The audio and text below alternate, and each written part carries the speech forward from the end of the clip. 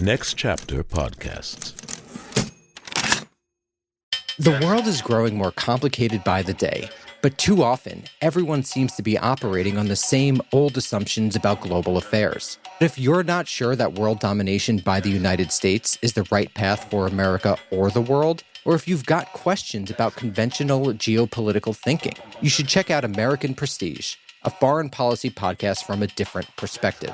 Every week on American Prestige, historian and former Bernie Sanders foreign policy advisor Daniel Bessner, that's me, and my co-host, the journalist Derek Davison, analyze U.S. foreign policy from a critical framework that sheds light on myriad topics related to international affairs. So, if you're curious to know what U.S. foreign policy would look like if the interests of all people in the world, and not only rich Americans, were taken into account, then check out American Prestige at AmericanPrestigePod.com. That's AmericanPrestigePod.com. And you could, of course, also find us on your favorite podcast app.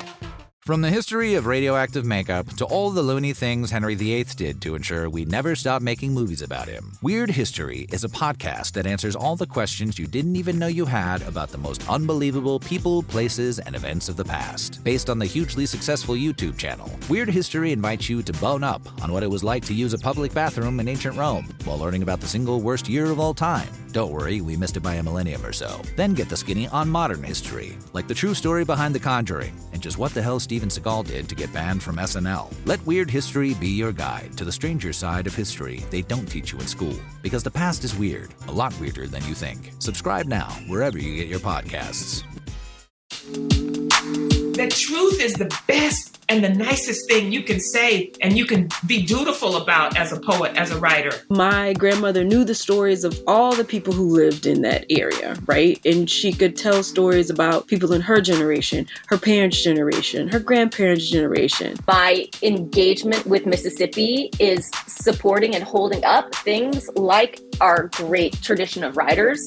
You know, Kiese Layman and Natasha Trethewey, these people that we're talking about who have brought so much light to our country. You know what I'm saying? It's like we got a demo tape and nobody want to hear it, but it's like this the South got something to say. Hello, everyone, and welcome to Our New South, a podcast series presented by the Levine Museum of the New South in Charlotte, North Carolina, with the generous support from the Knight Foundation. My name is Kevin Blackistone, coming to you from College Park, Maryland, and I'm joined by my co-host, Dr. Robert Greene, a professor of history at Claflin University, and we truly thank you for tuning in today. Over the course of this series, we'll be discussing the concept of the New South and how it's evolved with academics, activists, and creatives. We'll investigate the South, asking questions of our expert guests in key areas like socioeconomic mobility, voting rights, and discriminatory practices that have shaped the South over the decades leading up to today's challenges. We thank you for joining us on this journey and ask that you please tell your friends and family about us. Follow the show, rate and review on Apple Podcasts, Spotify, or wherever you get your pods. Okay, let's get to today's episode of the show. The South got something to say. In today's episode of Our New South, we are honoring the spirit of acclaimed Southern literature by featuring three highly accomplished women whose work, although rooted in the South, has been honored and celebrated both nationally and across the globe. But before we get to our guest, I would like to ask Dr. Robert Greene to provide us with a brief history lesson on the impact of Southern literature on American culture over the past century. And Robert, I was thinking about this because when I was in college, I took a course in Faulkner. And then just thinking about going into this particular episode, Richard Wright came to mind. And I don't think people realize that Richard Wright is a Southerner, born in Mississippi, really rooted in the South. And arguably, his text, his novels, Black Boy and Native Son, really became like a siren songs, I think, for the African-American experience in this country. You're absolutely right. And I think you hit on something here by talking about Richard Wright as being someone who wasn't just a writer who represents Chicago, but he's very much also a writer who represents the South, being from Mississippi, being part of that great migration experience. I'm so glad you mentioned Richard Wright. He's one of those writers who's so important that we've kind of forgotten why he's important. Yeah, and also with the conversation now around the Black National Anthem, really called Lift Every Voice and Sing, written by James Weldon Johnson, people don't realize James Weldon Johnson, another Southerner. Absolutely. And as someone who works at an HBCU where we sing all three verses, James Weldon Johnson cannot be forgotten as a Southerner. From the history of radioactive makeup to all the loony things Henry VIII did to ensure we never stop making movies about him, Weird History is a podcast that answers all the questions you didn't even know you had about the most unbelievable people, places, and events of the past. Based on the hugely successful YouTube channel, Weird History invites you to bone up on what it was like to use a public bathroom in ancient Rome while learning about the single worst year of all time. Don't worry, we missed it by a millennium or so. Then get the skinny on modern history, like the true story behind The Conjuring, and just what the hell Steven Seagal did to get banned from SNL. Let Weird History be your guide to the stranger side of history they don't teach you in school. Because the past is weird, a lot weirder than you think. Subscribe now, wherever you get your podcasts. The American South's reputation for poetry and fiction writing is known throughout the world. Perhaps it is the region's complex history of slavery, dispossession of land, white supremacy, and resistance movements against all of those moments that have helped Southerners to become master storytellers. After all, Southerners are perhaps known best for their ability to spin a tale. Sometimes it begins with commentary on the weather. Other times, it can be sparked by a debate over someone's favorite Southern food dish. Ultimately, though, Southern stories are more than stories. They are gateways into what the South was, and what many hope the South can also be, a prosperous, welcoming region for all. Fiction writing has been one of the South's great exports. Names such as William Faulkner, Eudora Welty, Flannery O'Connor, and Zora Neale Hurston all told stories about the South that remain staples of American culture. In more recent decades, Albert Murray, Ernest Gaines, and Alice Walker made it clear that the Black South had a great deal to say about Southern storytelling. And in the 21st century, a new generation of Southern writer, born of the civil rights struggle and its long aftermath, has added its voice to an updated canon of literature.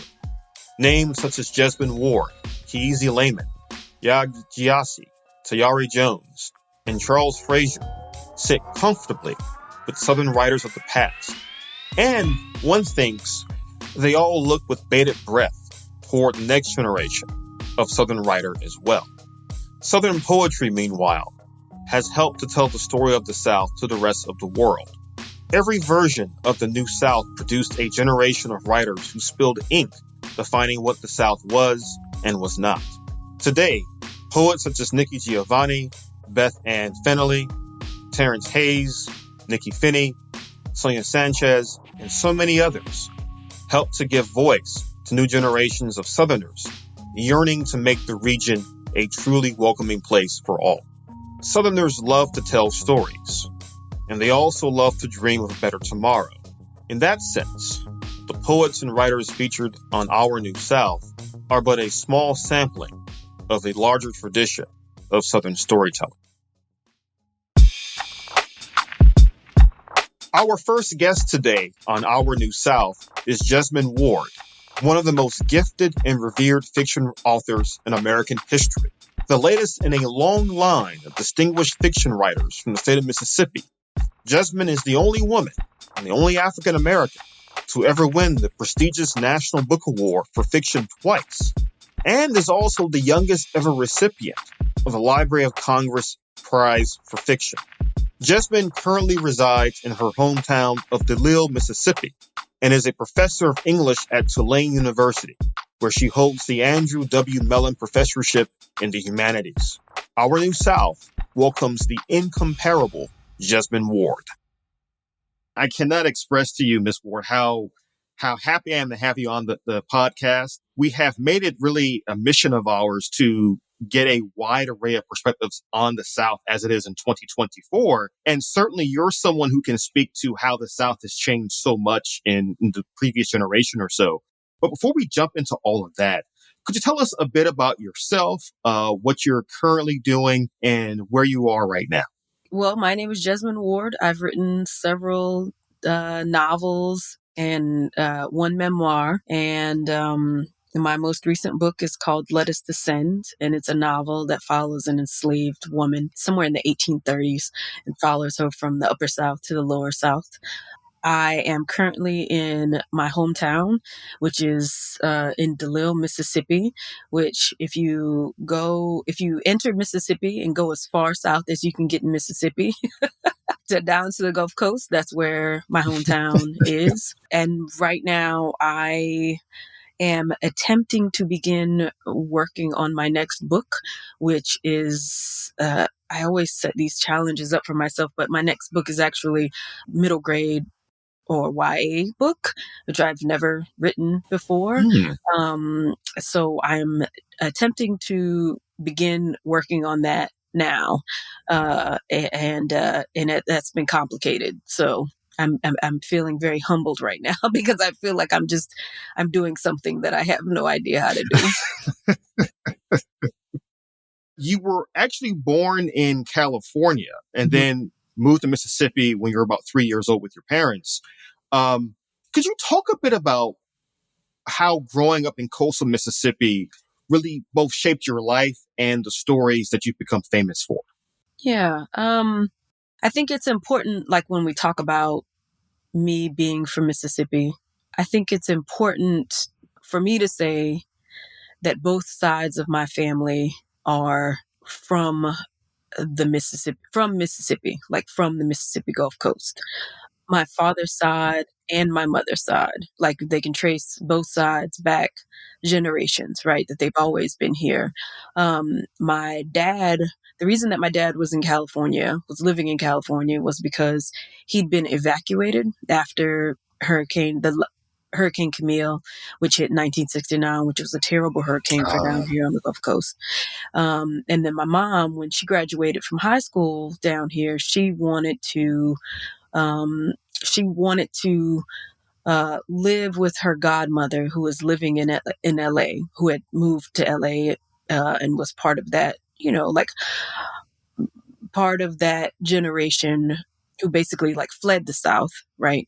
And so my mom wanted to go live with my aunt in LA and go and attend junior college. And so that's why she moved to California. And my parents met up. They already knew each other, but they met up again while they were out there, and they had me. So anyhow, and so we did move back when I was 3. But I tell you all of that to sort of emphasize this idea that I'm very much like rooted in the South and in this place, particularly because my people are from here and they've been from here. And I think that one of the reasons that I'm so inspired by this place and so rooted in this place is because both sides of my family are from here. I have a very large extended family. I have a very large community that I'm a part of. Most of the people in the community, I'm related to them one way or another. My extended family is so large. Like if I just count half of my extended family, there's over 200 of us. I have a huge family. Oh, goodness. Wow. And so that's what I mean by I'm very firmly rooted in family and community, right? I'm not talking about 10 or 20 people. I'm talking about I'm related to hundreds of people. And so, I just think, it's very different, I think, to grow up in that way, right? When you're so rooted in a place because of like the generations of your family that have lived in that place. And then also sort of rooted in the present in a very particular way because you're related to so many people. And, and in the same way that my grandmother knew the stories of all the people who lived in that area, right? And she could tell stories about people in her generation, her parents' generation, her grandparents' generation, right? And so I think I grew up in a place where not only did I feel very rooted in like my story and my experience, but also the stories and experiences of my family, of my community, and of my family and community going back generations.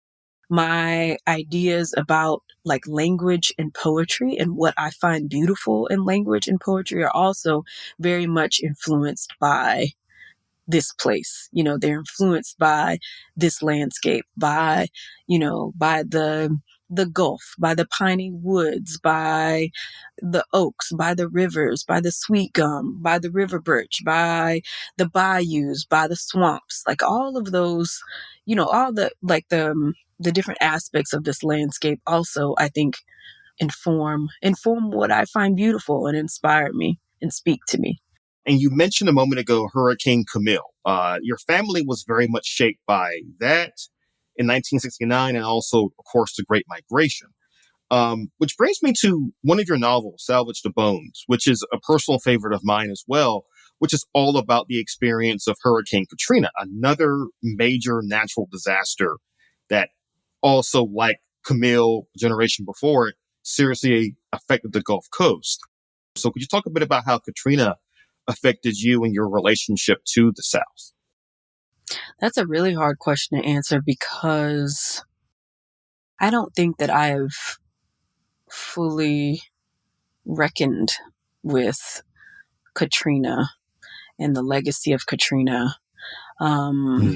And I don't think that many people around me have either. Many people in my family, in my extended family, in my community. I can tell you that I think that most of us have a fair bit of unresolved trauma around Katrina and our experiences during Katrina. My parents' reference point for this, for like experiencing a natural disaster, that at the same time that it sort of taught them about how brutal and merciless natural disasters could be, it also taught them a lot about poverty, about race, about how, Black poor people or just poor people of color, right, were, I think, just sort of were, ravaged by the experience, right? Hurricane Katrina was that, I think, for my generation. And we'd grown up, hearing stories about what Hurricane Camille was like, right? And so that was a completely different, like, traumatic experience when you're out in a, category 5 hurricane. So I think, that I think it was a very traumatic experience. I don't think that a lot of people in my generation, and around like in their, 30s and 40s who lived through it. I don't think that we fully processed it.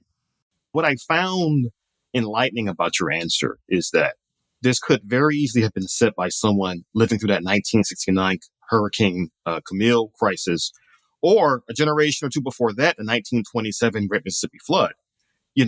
These are generational events of trauma that really shape, in some ways, the Black experience in America, but especially the South.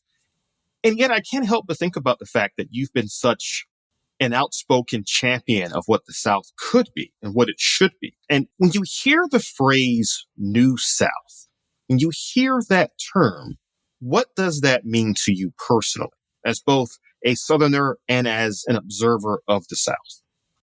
That's also a difficult question to answer. I think that's part of the reason why I wrote my novel Sing Unburied Sing, which was, my last novel before my most recent one.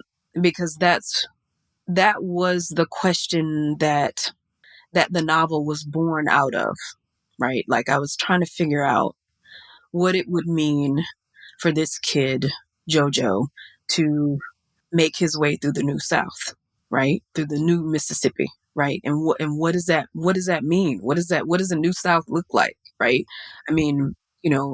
His mom is Black, his father is white, and the fact that that is so common is now, right? Is different, right?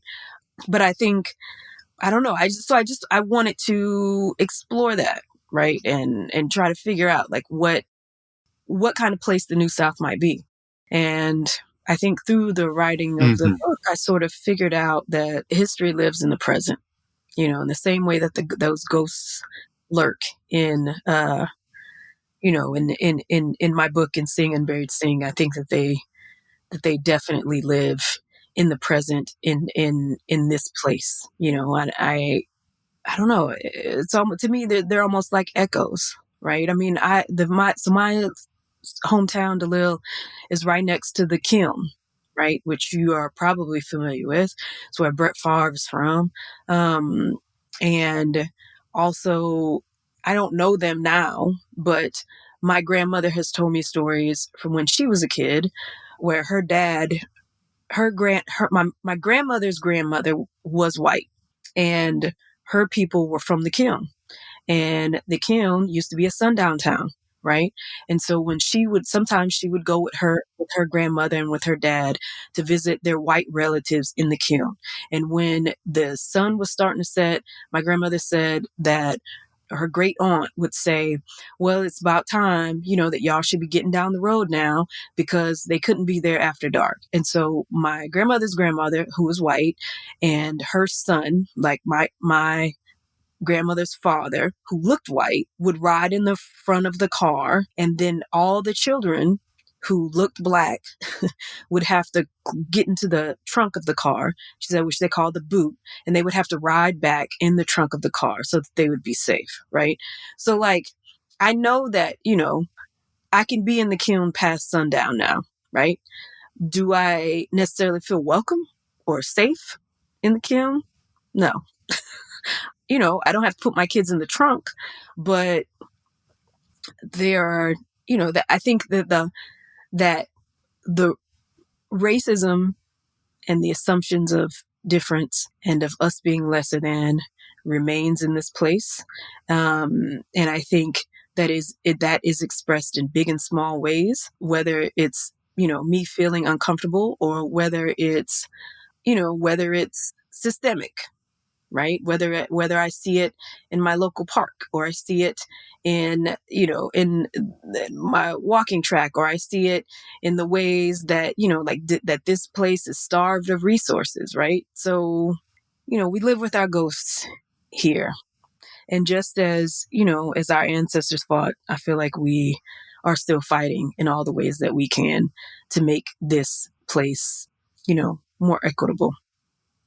Oh, great. No, that's a great way to put it. And I like to close out our interview today, because this is one of those interviews where it feels like I should say, and the doors of the church are open, because every sentence was powerful.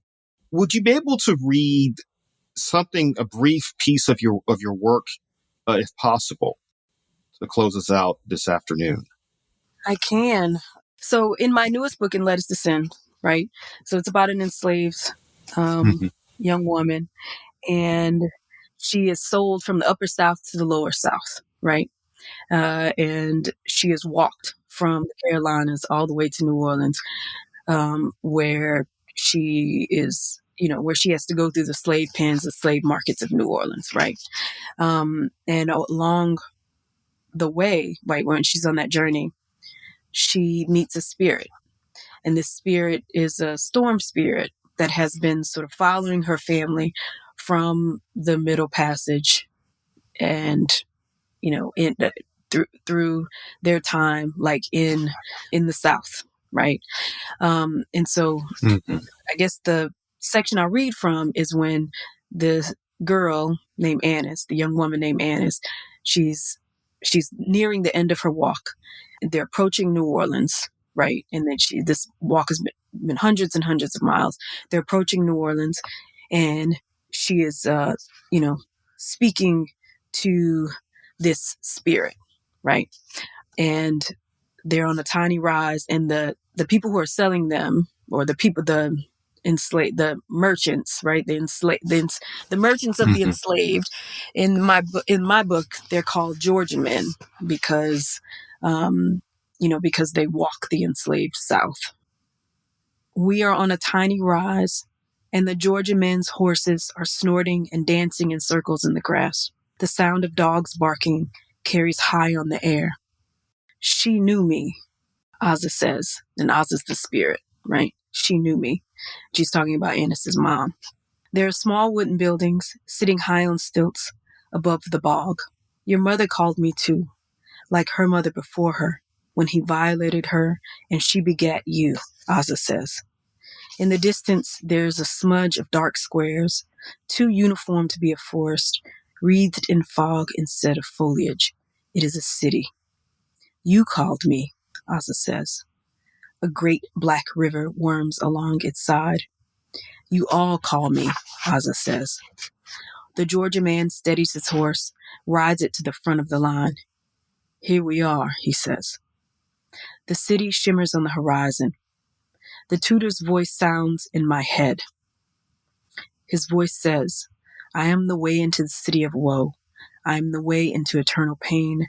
I am the way to go among the lost. Ozza holds her hands out before her as if she is reaching for the crackling flames of a warming fire, her face lit with the golden hour and a half smile, pleased. That place calls for me loud as you in your line. It's all beseeching, all prayers, all yearning, Ozza says. She's grown large, so I have to look up at her, the storm swirling below her face. City of the living, city of the dead, city of all between, Ozza says. The clouds boil over her mouth, her cheeks, her eyes. Her a pillow of storm, and all I hear is her voice. New Orleans. All I can say is, ladies and gentlemen, you got to get a copy of Let Us Descend. I've got it right here with me as well. So that was a wonderful reading from Jesmyn Ward's latest novel. Again, Miss Ward, thank you so very much for joining us for Our New South. And again, good luck with your writing endeavors today. Thank you. Our next guest is Beth Ann Fennelly, a professor of English and creative writing at the University of Mississippi and one of the state's most beloved poets and educators. Although she was born in New Jersey and raised near Chicago, Beth Ann has become a highly respected adopted daughter of the South, having won numerous teaching awards during her time in Mississippi, while also serving as the state of Mississippi's poet laureate from 2016 to 2021. Beth Ann is a recipient of the esteemed Pushcart Prize for Literature and was named as a laureate fellow by the Academy of American Poets. Her essays have been featured in the Oxford American, Southern Living, and O Magazine, among many other prominent publications. Our New South welcomes Beth Ann Fennelly. So I'd love to have you introduce yourself to our audience, where you're originally from, how it is you bypassed my alma mater, Northwestern, to go to Notre Dame, and how you wound up at Ole Miss. Sure thing. Thanks, Kevin. Yes, my name is Beth Ann Fennelly. I go by Beth Ann. I grew up in an Irish Catholic environment in a suburb of Chicago, really about 30 miles north, a small town called Lake Forest, where I definitely had a boyfriend who went to Northwestern and, ended up dumping me. So maybe that's, part of the problem there, Kevin. I went to college in Indiana, and then I went to graduate school in the University of Arkansas, and that was really my first time in the South. I met my honey there on the first day of school, and we ended up moving to Mississippi, and we have been here ever since. And now I have 3 kids with my husband, and they all have Southern accents, and I teach here at the University of Mississippi. I've been here a long time now, 21 years teaching here, and I was the poet laureate of our state from 2016 to 2021. Are you a Southerner? Well, I'm not by birth, but I am by inclination. And what does that mean when I ask you, are you a Southerner, and you think about it a second? What does that entail? I feel like I don't claim out loud all that often being a Southerner, because I do know that my family's not from here and my history's not from here, and I didn't have my formative years here. But I think I do come to it from a unique perspective of someone who didn't have the reason to live in the South, that my family was here, my people were here. I chose it, and strangely found it to be the fit that allowed me to live the life I wanted to lead. So while I don't lead all the time with I'm a Southerner, because I almost feel like it's claiming something that, people might disagree with, the longer I live here, the easier it is when people call me Southerner to smile and nod. And really, once I moved here and I started using the word y'all, which is an excellent word and solves a lot of problems in the English language, it just became easier and easier to answer to the term Southerner. Well, that's incredible. Robert Greene, nice to meet you. I am based at Claflin University in South Carolina, although I'm originally from Georgia, so I suppose I'm a native-born Southerner here. And I am deeply intrigued by not only your work, but how your work relates to the idea of the South. And I'd like to ask you a bit about how living in Mississippi in particular has not only influenced your poetry, but has also influenced your outlook on what the South means to you personally. I know the South should not have been my natural environment. And because I'm from the Midwest and, I've looked at the Frank Lloyd Wright and the prairies and, and I was told it was beautiful and I never really felt it in my soul. And then I moved to Mississippi, this poor, beleaguered, contentious state, and felt this is home. I had to ask myself what that means. Because if you're claiming a place as your home, you're also saying where you're from, in a sense, isn't really your home, which is, not really the most comfortable thing to realize. So why does the South feel like home to me from the get-go? I think partially really it connects back with the things I love about the Irish culture, the emphasis on family, the emphasis on storytelling, the emphasis on community. All those things were things that I really resonated with. And not to interrupt, I'll throw it back to you, Robert, but that just jarred something in my memory about reading some of your thoughts about writing. And you said at one point that it's cultural currency. And I was wondering how you might apply that to what you say about the South in your writing, or how you reflect the South in your writing. Well, I would say that writing still has a lot of cultural currency in the South. And, just coming from this place where people were storytellers, in the South, and even where I teach at the University of Mississippi, Mississippi is the poorest state in the nation. It is the second highest teenage pregnancy rate. It's, second highest capital punishment. There's like horrible, all the things you've read about Mississippi are true, and then some. Yet also, think about a writer like Jesmyn Ward. So we have so many like Pulitzer Prize winning authors, and where I live, my little town of Oxford, Mississippi, this is Faulkner's hometown, and he was writing his Nobel Prize winning novels not 1 mile from where I'm talking to you, Kevin. So I do think that it's still a place that values narrative, that values story, and values writing. And that's another reason why I love teaching here, because my students have strong narrative sense. Could you tell our audience a bit more about why writing is so important in the Magnolia State? Because I think folks know about the importance of the South to the history of American literature, to African-American literature, and so forth. But talk a bit about how that legacy still lives on in Mississippi today. Well, the Mississippi story is not being told. The stories that dominate our national consciousness are not stories about Mississippians and people like the people I teach and know here in my community. So one way to fix that is by getting Mississippi stories out there. And I think that that's like a two-part mission for me. One is, writing about the people that I see and meet, and the other is empowering my students to do the same. No, that's really important to note. And I can say, living in South Carolina, I think we have a very similar problem here of getting the word out about the writers from this state, like Mickey Finney, the poet, or Terrence Hayes, or many others. So I think it's not just a Mississippi problem, but I think it's especially acute for Mississippi because of what you mentioned earlier, which is when folks think of that state, they think of bad things. Yes. They think of the history of the state, racism, discrimination, Emmett Till, certainly, so on and so forth. But what you're reminding us all of is that even with that pain being inherent in the state's history, there's also something inherently uplifting about writers and poets and artists trying to raise the state to a different level. Yes, exactly, Robert. And I would say that the pain is not incidental. I think the pain of living in Mississippi is part of why right. people in Mississippi are driven to tell stories and driven to write.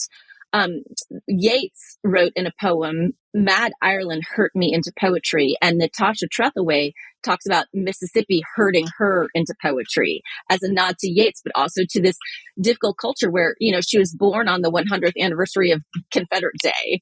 And, this great Gulf Coast poet who's engaged so much with Mississippi history, and unfortunately doesn't live in our state anymore, but still lives in the South. Yeah, so I think that people whose story hasn't been told have an urge to tell the story. And I think people who are working through pain. And so the very contentious nature of this state that has caused so many scars is another thing that motivates people to tell the stories, like Faulkner said, of the human heart. My engagement with Mississippi is supporting and holding up things like our great tradition of writers, Kiese Layman and Natasha Trethewey, these people that we're talking about who have brought so much light to our country, but also always thinking about the ways that Mississippi is failing itself and the ways that things should be changed, and getting involved in those struggles in small ways and hoping that together we can form a community that pushes us toward the light. And along those lines, you wrote the op-ed in the New York Times about changing the flag in Mississippi. So this is not art for art's sake that you have pursued. How did that become a part of something that you had to express? Yeah, so I actually hate writing op-eds, and now I've written several. But, coming to it as a poet and thinking symbols are important, and a beautiful flag that people could get behind would be a way to unite this contentious and fractious place that I love and worry about. Then we have a very backward governor, and I felt that it was time to call him out on his refusal to entertain any other designs for the state flag. So I did write the op-ed, and later it was written about as one of the 5 things that embarrassed the governor into changing the Mississippi state flag. So I have to say that was a really proud moment for me, but it definitely took like a solid month of stress to write it, and then to kind of deal with some, fallout too that happens when you write for something like the New York Times. And one of the things that obviously one of our themes, because this podcast idea comes out of the Levine Museum, the New South, is what is the New South? And you've been in the South now for a generation. Mm-hmm. And I think some of us would argue that you are representative of the New South. We see you as a Southerner, though you may claim otherwise. And just wondering, so what is since you've been in Mississippi for this long, and you were married to a Southerner, what's your idea of what the New South is? And are you a part of that? And are your students a part of that? I hope that we're all part of this, experiment of the New South. And, what it is, honestly, I think that you two would be much better able to answer the question than me. But the way I see the New South playing out is something like going to Atlanta and seeing the fusion restaurants of like Korean restaurants that have embraced Southern cooking. You know what I mean? And that they're bringing these like Korean traditions with like barbecue and ribs and fried chicken, and using the kind of foodways that are already here in the South. Some of them are really quite traditional. Or, the tamales that are sold in the Mississippi Delta that really people don't know the origin from, but think it was probably workers who'd come up from Mexico. And now those foods are so beloved and cherished. So the way that we see, these mixings and melding, so not, this magnolia curtain that's this strict line, but even, the reverse migration, because being someone who lived in Chicago, we saw the blues music and everything that had come up from the South, from the 1910s through the 1950s. And now they say that it's going the other way, that a lot of Black people are moving back to the South and back to Mississippi. So the ways, and especially, I guess, Texas and North Carolina, but the ways that all those things are in movement, across racial barriers, across national barriers, and more influx of ideas. I think all those things make the New South a really a place of tremendous vitality, and one I'm happy to be a student of. Now, I want to ask another question about living Mississippi. And perhaps what is something that has surprised you about living there over the last 21 years? Certainly, I think I would agree with Kevin that you are, for all intents and purposes, a Southerner. Thank you. No doubt about it. Thank you. But I have to ask, are there still things about Mississippi or Southern culture that have surprised you or have perplexed you in some way? I'm really perplexed by boiled peanuts. That shit is nasty.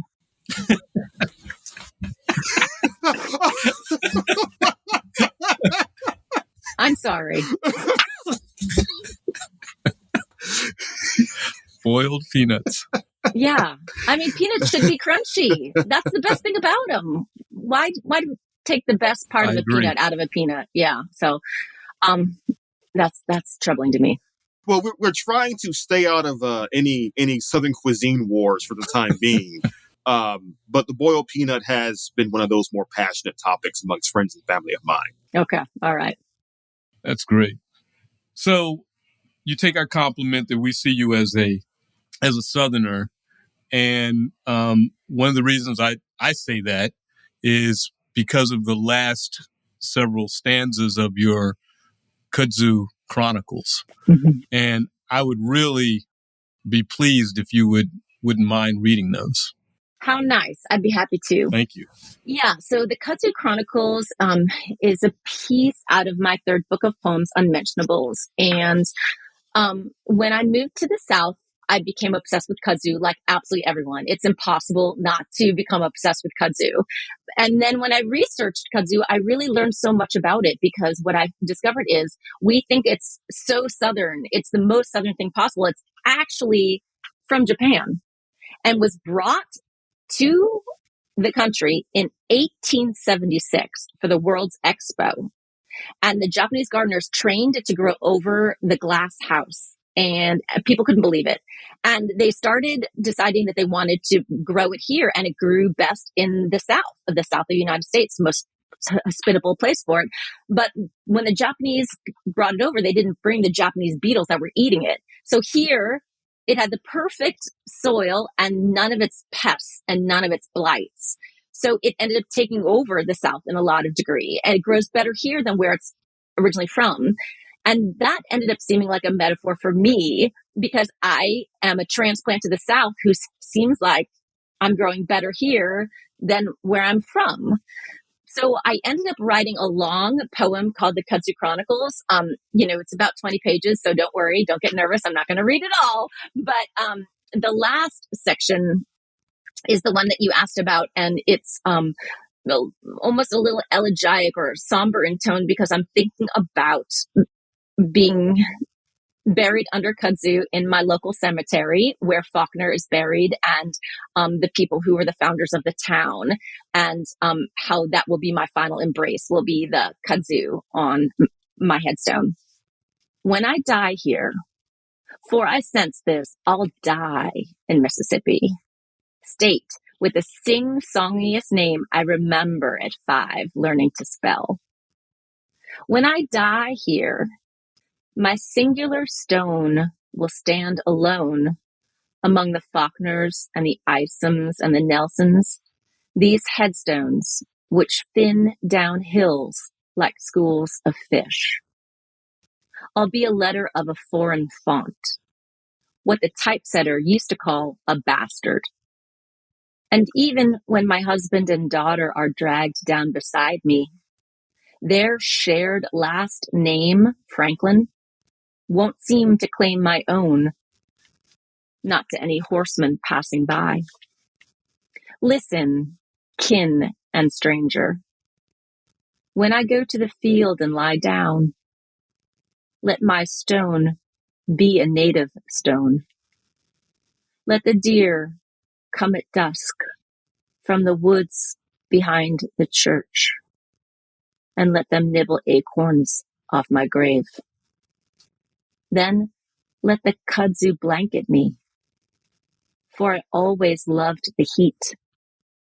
Let its hands rub out my name, for I always loved affection.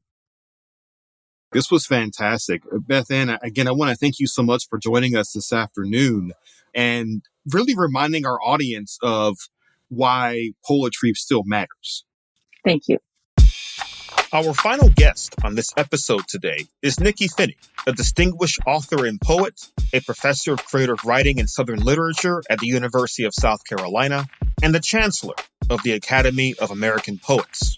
The daughter of Ernest Finney, a prominent civil rights attorney and the first Black Chief Justice of South Carolina Supreme Court since Reconstruction, Nikki herself gained national recognition when her 2011 book of poetry, titled Head Off and Split, won the National Book Award for Poetry.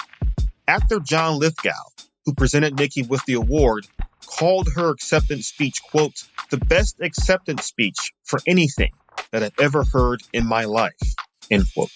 Nikki has written 5 books, was elected to the American Academy of Arts and Sciences in 2020, and wrote the definitive poem for South Carolina following the removal of the Confederate flag from the State House grounds in 2015. Our New South welcomes beloved daughter of the South, Nikki Finney. All right, ladies and gentlemen, I am so pleased and honored to introduce to you today Nikki Finney, professor of poetry and creative writing at the University of South Carolina, a true inspiration to people across the country in terms of her poetry and her writing, and someone who I've come to know quite well in Columbia, South Carolina over the last decade or so.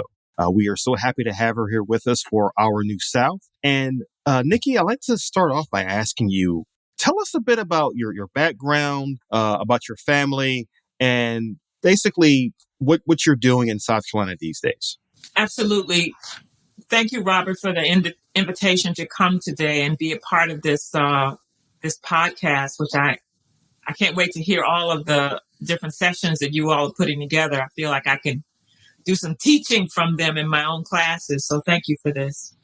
I was born in Conway, South Carolina in 1957.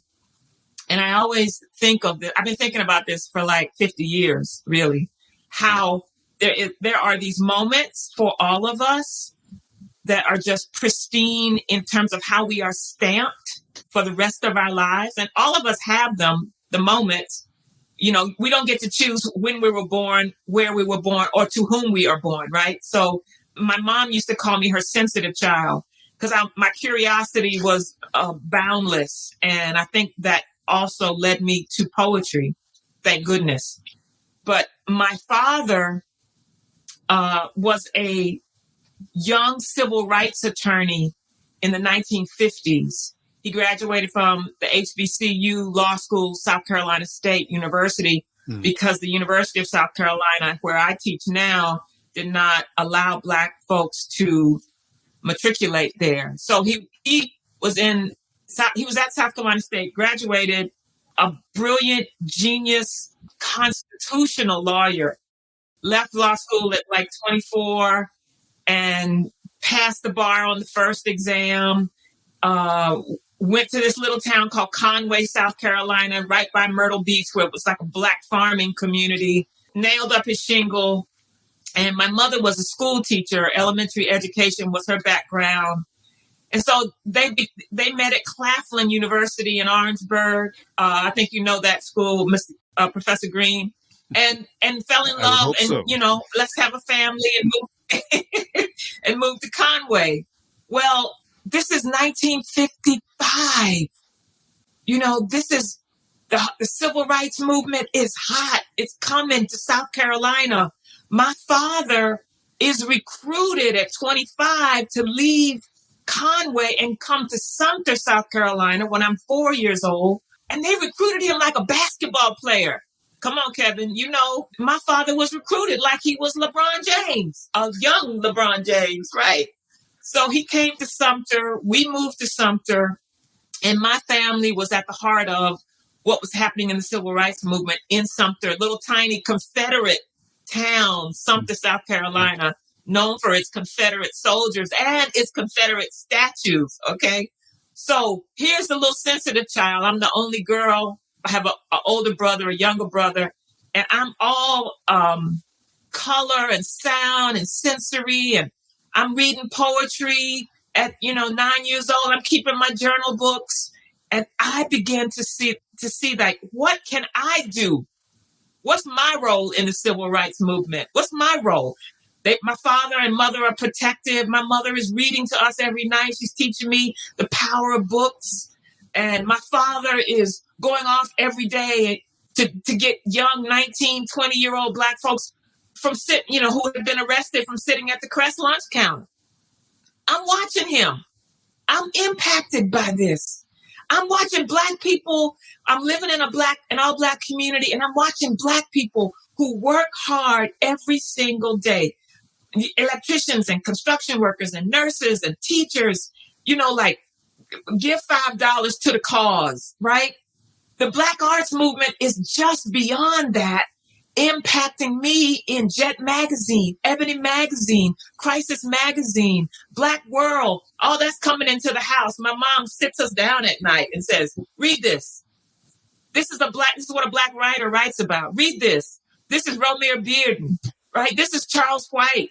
These are Black artists out in the world. I'm like, whew.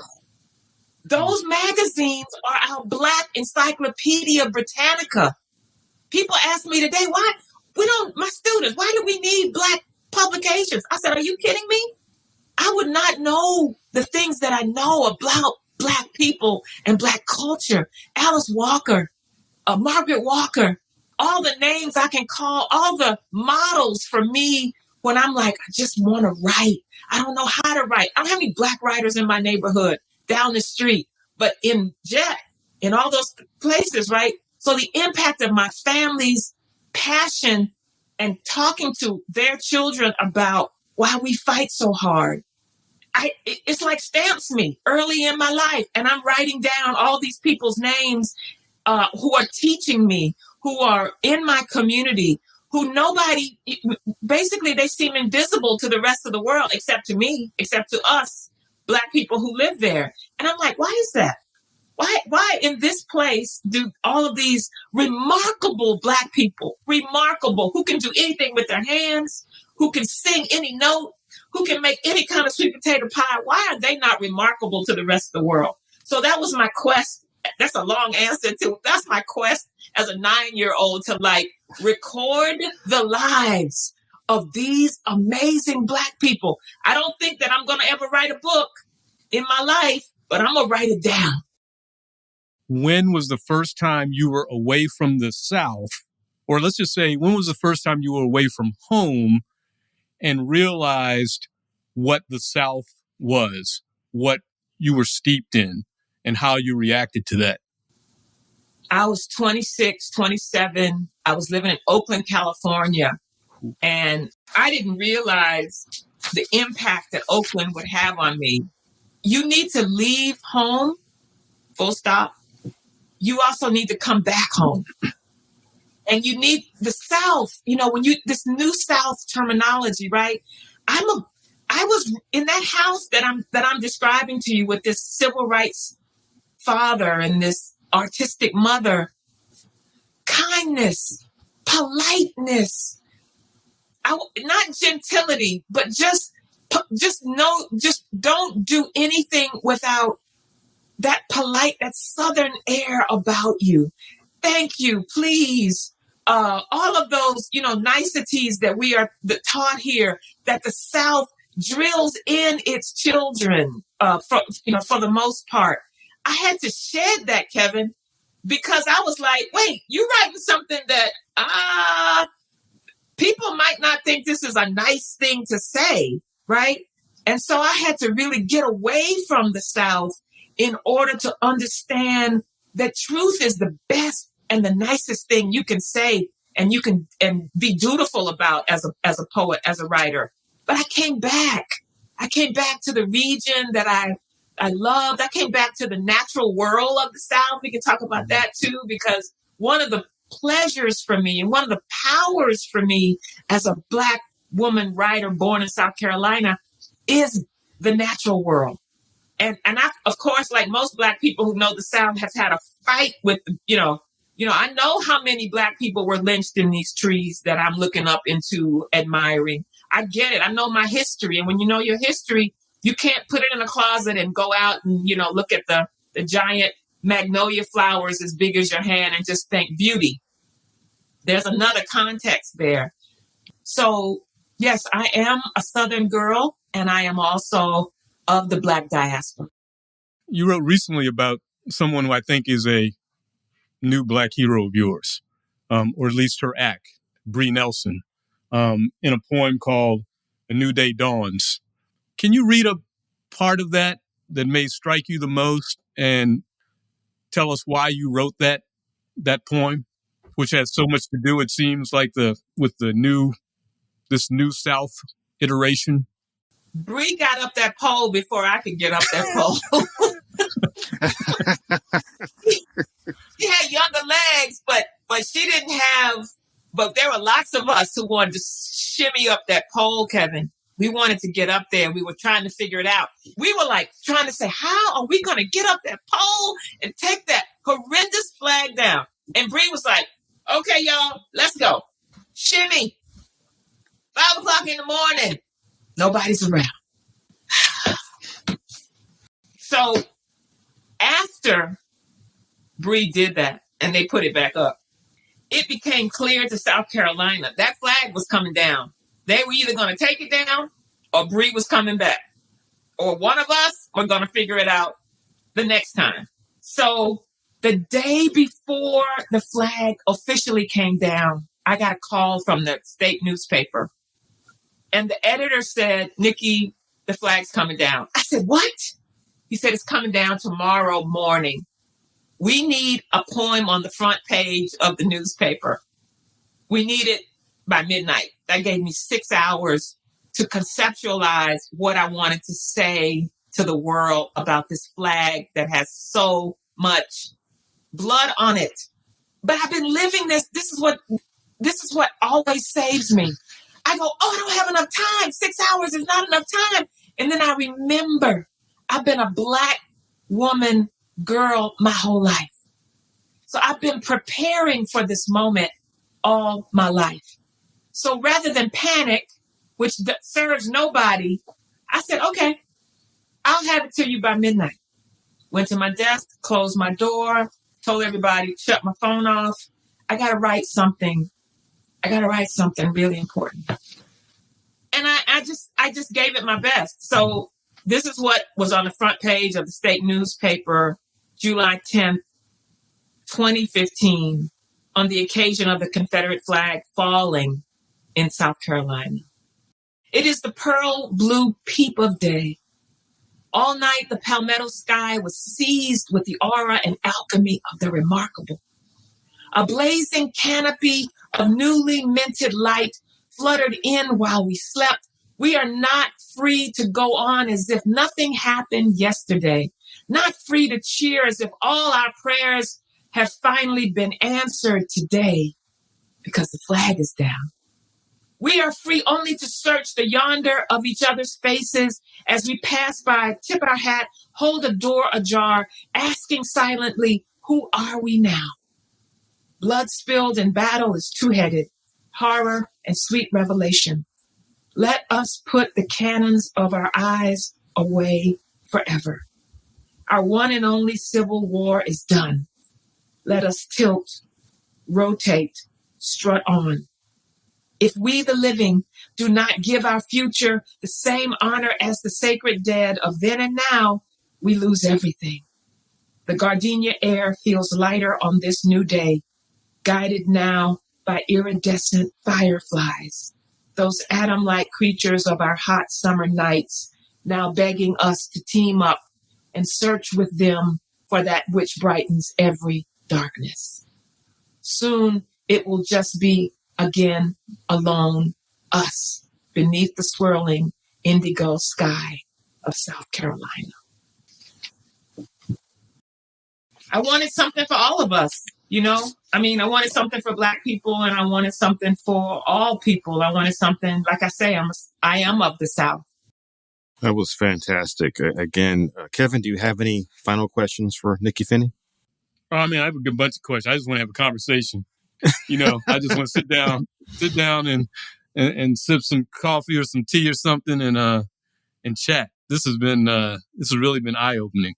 So So I love talking to you artists. You interpret things in such wonderful ways, Well, that's fantastic. Thank you for prioritizing art, and thank you for inviting me, and thank you for this conversation. And I do feel like that, we'll talk again. I always feel that in my bones, and I know that will happen. So thank you for just doing the work and being willing to put it out into the world. Thank you for joining us. We really appreciate it. Robert, one thing that struck me as kind of a thread between these fabulous Southern writers that we just talked to that may distinguish them from Northern writers is this sense of community that informs their observations that become their poetry and their novels. And I'm thinking about Jasmine Ward talking about her family members, and Nikki Finney talking about all the people in her life that influenced her, who were not just in her family. And of course, Beth Ann Finley, who moved to the South and all of a sudden makes this observation that one reason the South is conversational and talks and informs is because of the front porch, which she didn't have in the North. In the North, she had a backyard, but in the South, a front porch that looks out to everybody in the community. There's so much about the South that people think of in terms of division, based along racial, class, gender, ethnic lines, and so forth. But I think today's episode really points out how it's Southern writers, Southern artists who remind us of what brings us together as Southerners, loving stories, wanting to overcome our history, embrace that history, and say to ourselves, let's make a better South despite what has happened in the past. I think the only thing these writers cannot do is to get us to all agree on boiled peanuts. But I digress. You know what I'm saying? It's like we got a demo tape and nobody want to hear it, but it's like this the South got something to say. Our New South is brought to you by the Levine Museum of the New South in Charlotte, North Carolina, thanks to the generous support of the Knight Foundation. Our New South is produced by Next Chapter Podcast. It's written and produced by Byron Hunter. The editor and sound designer is Kyle Murdock. Executive producers are Jeremiah Tittle and Franky Abbott. Our technical producer is Brian Douglas. With special thanks to Levine team members Alexander Piñeres, Karen Sutton, and Cliff Whitfield. Please follow the show, subscribe, rate, and review on Apple Podcasts, Spotify, or wherever you listen to your podcast. Learn more at ncpodcast.com/Our New South and museumofthenewsouth.org. The South got something to say.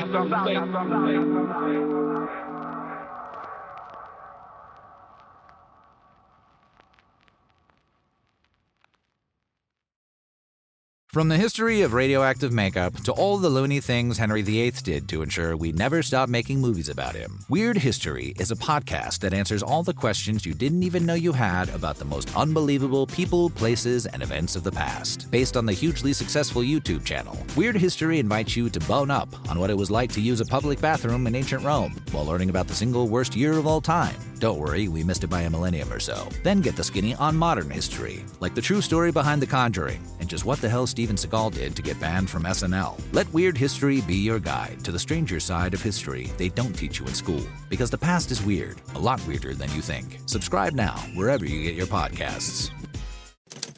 Next Chapter Podcasts.